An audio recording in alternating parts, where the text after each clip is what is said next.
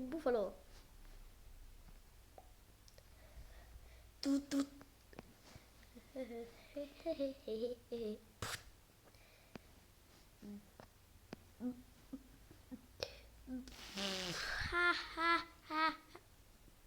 Bueno, chicos, como los profes están tan hartos de los niños y los niños tan hartos de los profes, vamos a hacer un día completamente libre. Patio infinito. Todo el día patio.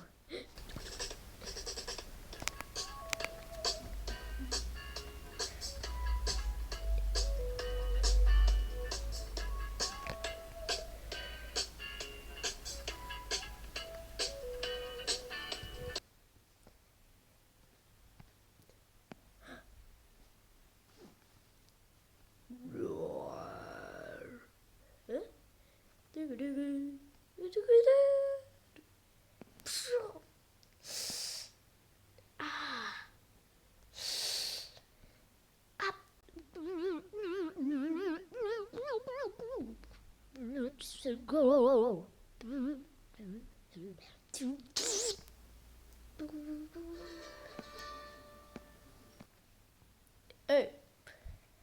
¿Eres tú el que hizo eso de Waxen, no? Sí. Pues ahí debería de poner Warped. El que entendió, entendió. Ok.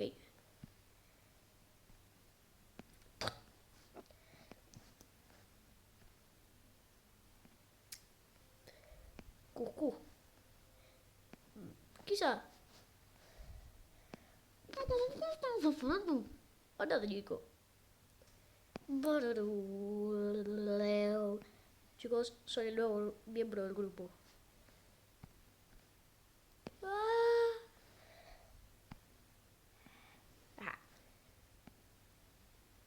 Wow. ¿Alguien dijo algo? Jacob, ¿pero por qué estás aquí? Tengo algo que contarte.